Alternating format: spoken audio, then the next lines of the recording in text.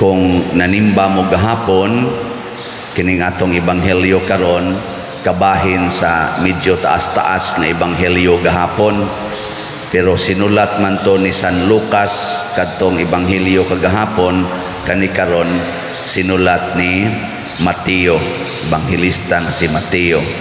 Nya murag lahi sad siya og context kay si Kristo nagpadong sa Jerusalem gahapon, nya naglakaw padong sa laing balangay, pero kani dinhi padong siya mutabok sa lanaw sa Lake Galilee. So wa siya maglakaw, padong siya mutabok.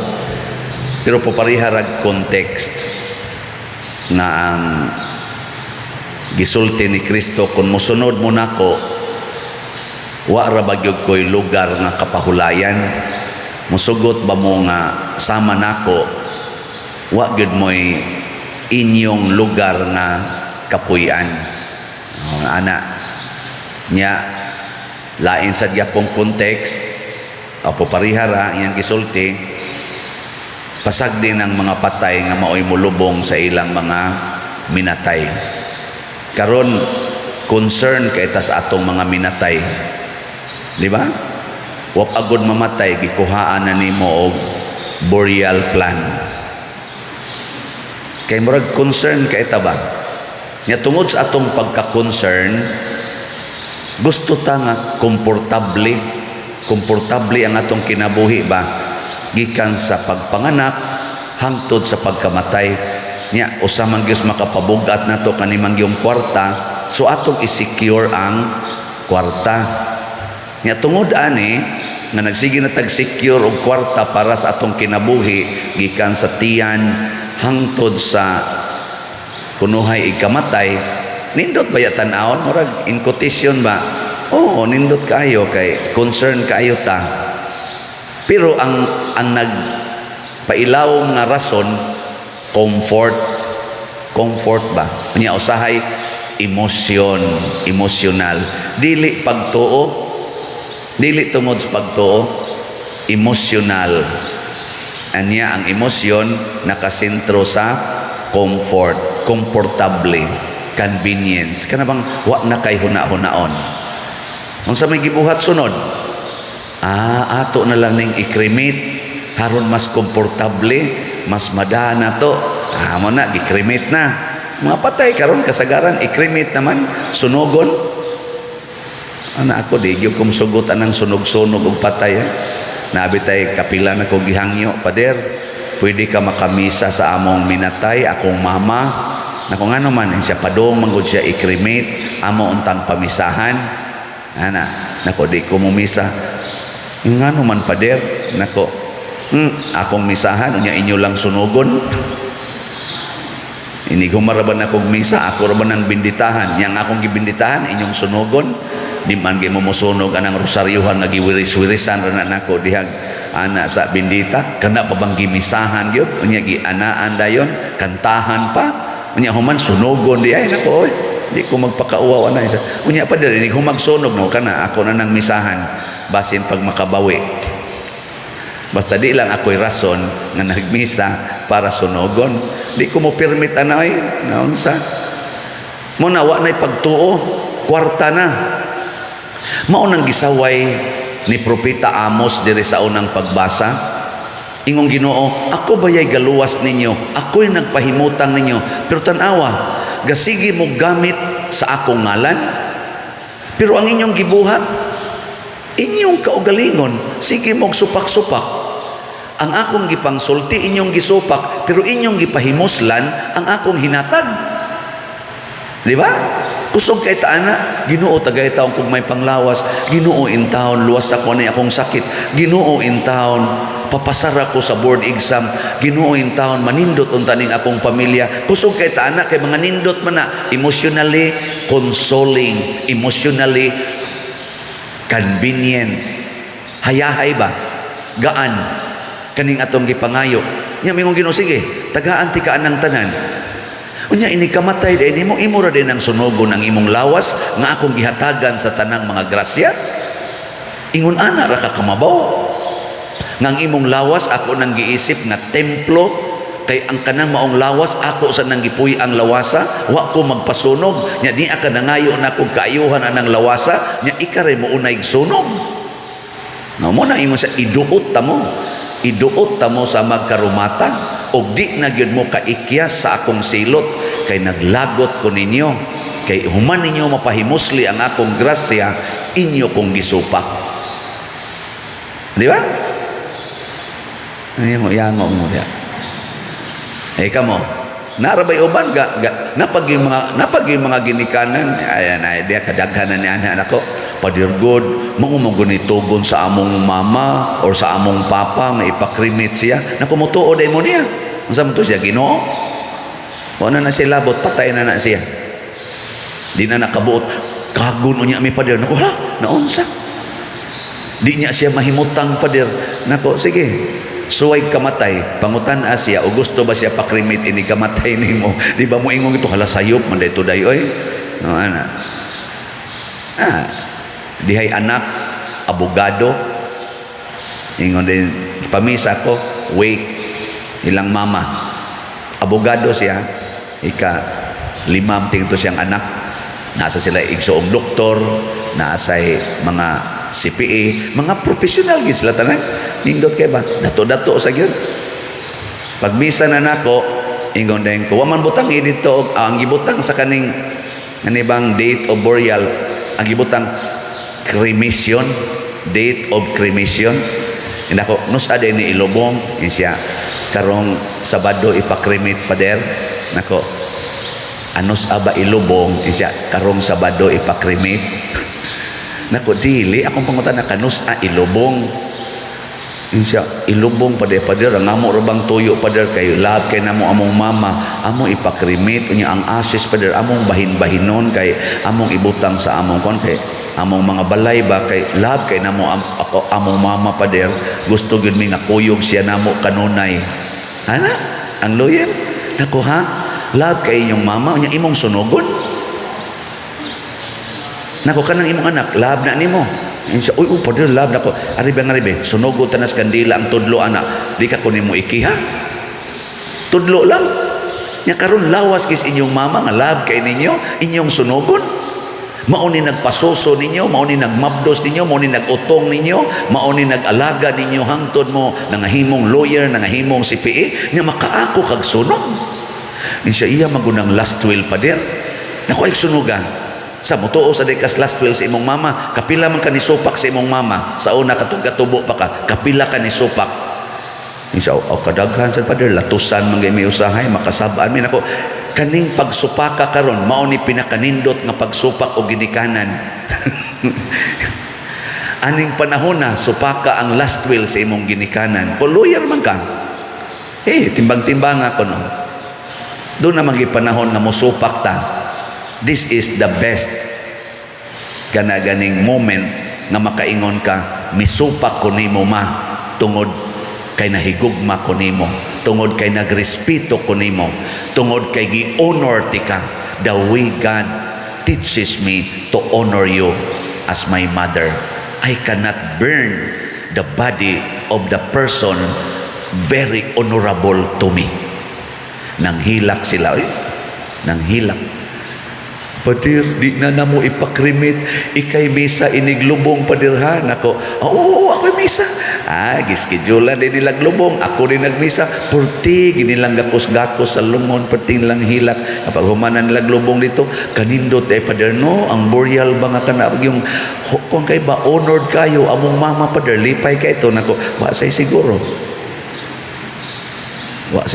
basig na impierno to kay iya mang ipakrimit yang lawas wa man sa respetos yang lawas ambot og nakabawi ba to masig nakabawi to ating itos langit pero di na namo importante ingon ko sunda ang gustos Ginoo dili ang atong gusto mao na yung Ginoo diri iduot ta mo tanawang atong salmo unsay gisulti warning ba yan bantay mo ani diri sa unang pagbasa ningon way makaikyas bisag katong kusog mudagan naamaroy atong mga binuang kayo kanibang mga dato kay natong mga tao ba naghimog mga spaceships nga makaabot ko nung adto sa Mars, kay haron ko no ini kagunob sa kalibutan, kay matunaw man jud ning kalibutan tungod aning global warming, ila namang gi-compute og pila na lay edad sa kalibutan, matunaw naman ko nun wa may makaikyas nato, gahimo silang spaceship kay mamalhin sila ngadto sa Mars.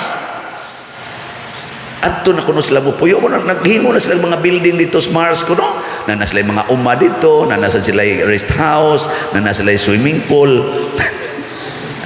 Pamalit na mo spaceship, tag 1 billion ang usa. Kapalit mo? Istoryahe, wa nila tanawas Bible nga niingon si Kristo mutipas sa ilang naandang agianan ang mga planeta, nya mapawong ang adlaw. Mapawong ang adlaw, nya mutipas ang mga planeta sa ilang naandang agianan o magkapaking sila. O nya, ang Earth, inikagubaan. Dili ka ni mo dapog dito sa Mars, ambot makatugpa na ba ka sa Mars? Basig pag atanaw ni mo, nabungkag na sa Mars. Way makaikyas, oy matud pas Ginoo, bisag kadtong labing isog, mudagang way sinina tungod sa kahadlok.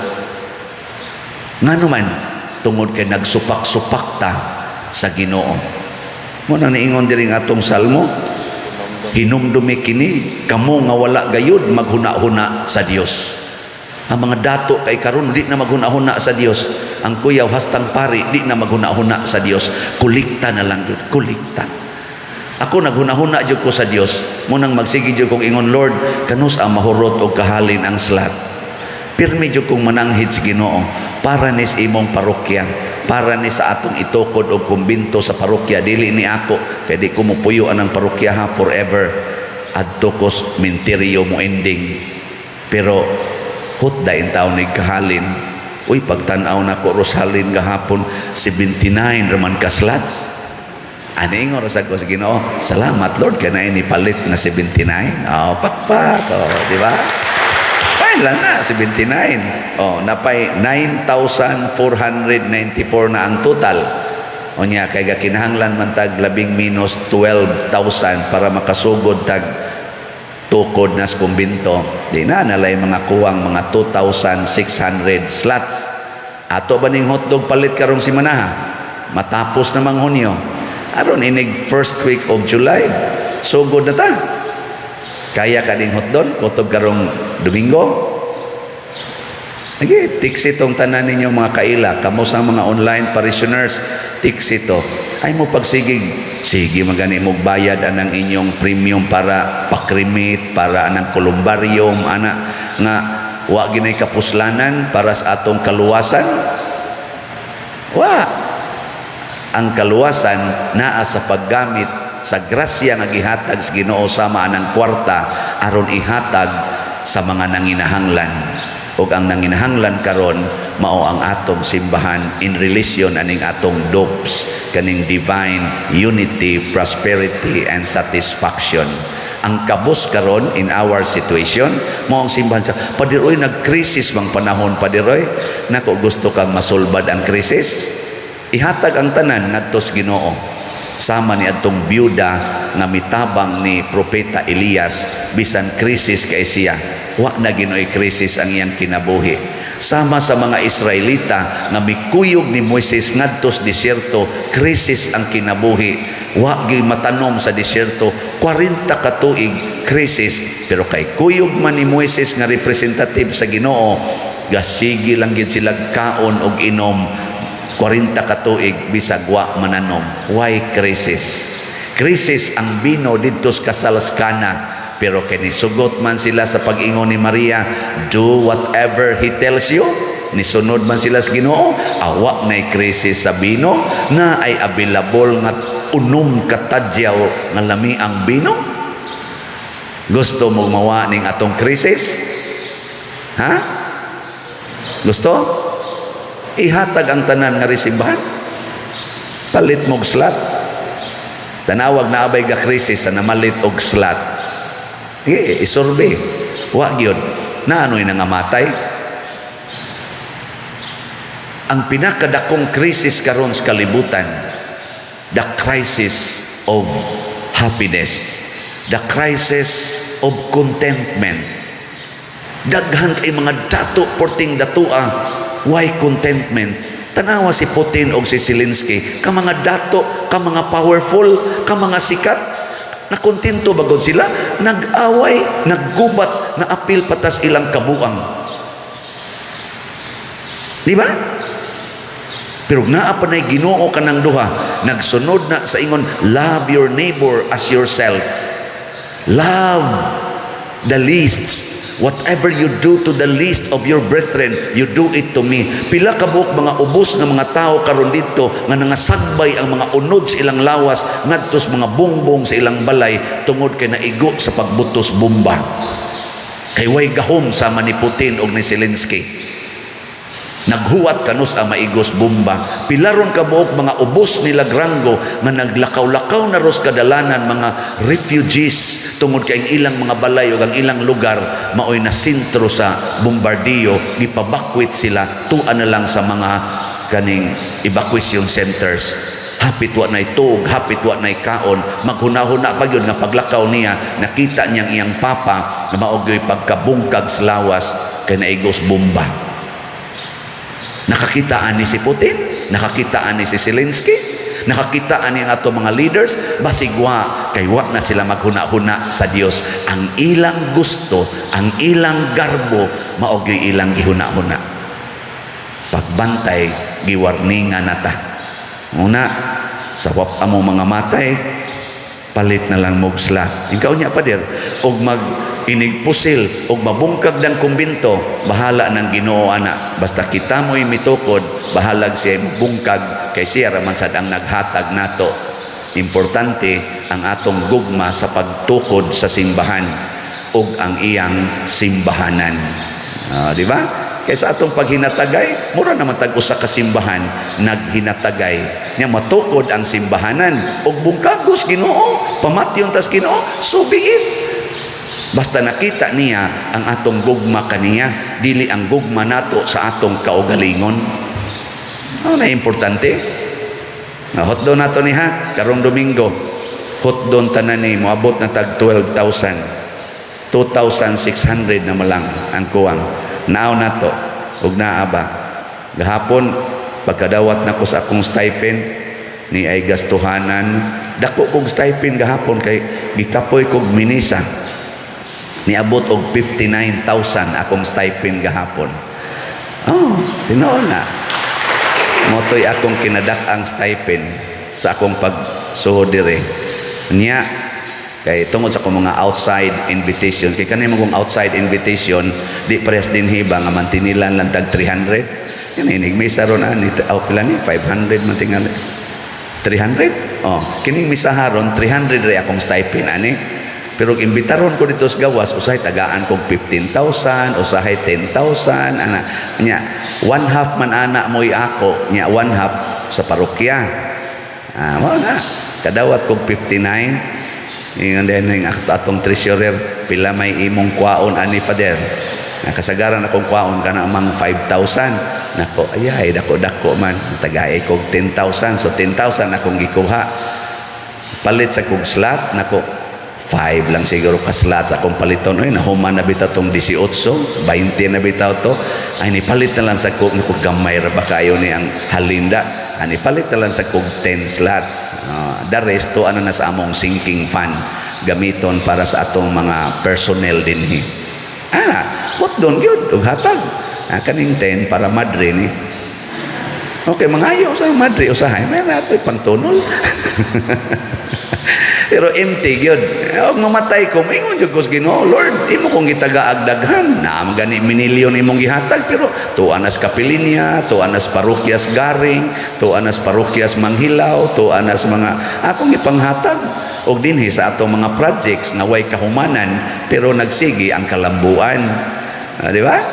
Nindot, ana? Di ba, wagin mo malipay. Arang-arang ni Pakpak, praise the Lord. Sige na, mananindog na ta. Mga igsoon, magampo kita ngadto sa atong langit nung amahan, nga makanunayong nagatiman kanato sa atong tanan nga mga panginahanglan. Busa, mapaubsanon kitang moingon, Ginoo, dungga kami. Ginoo, dungga kami. Nga ang simbahang Katoliko sa tibuok kalibutan, andam kanunay sa pagtanaw sa mga panginahanglan sa uban, mga muyo kita sa Ginoo. Ginoo, dungga kami. Nga ang atong nasod nga Pilipinhon, ug ang nangulo niini mupatunhay sa kamatuuran, mga muyo kita sa Ginoo. Ginoo, dungga kami. Nga ang tanang nangalagad sa gagmayng katilingban, mulahutay sa pag-alagad ngadto sa tanan nga nagkinahanglan, mga muyo kita sa Ginoo. Ginoo, dungga kami. Nga imo untang isipon nga takos ug mapuslanon alang kanamo nga si Teofilo kamumot sulugoon sa Dios, mabayaw ngadto sa altar sa mga santos, mga muyo kita sa Ginoo. Ginoo, dungga kami. Alang sa mga proyekto dinhi sa atong simbahan nga pinaagi sa pangama ug paggiya ni San Vicente Ferrer, magmalampuson ug mahuman unta sumala sa atong mga giplano ug gipangandoy, mga muyo kita sa Ginoo. Ginoo, dungga kami. Alang sa tanang mga benefactors ug donors sa atong simbahan nga mihatag og pinansyal ug laing-laing hinabang, ug alang sa mga nagtrabaho dinhi sa atong mga proyekto nga hatagan unta sila sa Ginoo ug daghan pang mga grasya sa ilang kinabuhi.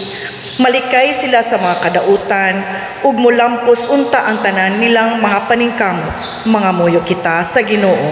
Ginoo, dungga kami. Nga ang atong mga igsoong mihalina makaangkon na sa ganti nga mao ang kinabuhing dayon, mga muyo kita sa Ginoo. Ginoo, dungga kami. Langit nung Amahan, mamahimo unta kaming angayan sa imong mga mata, aron imong dawaton kining among mga pangamuyo nga gituboy dihas gugmag pagtuo pinaagi ni Kristo nga among Ginoo. Amen.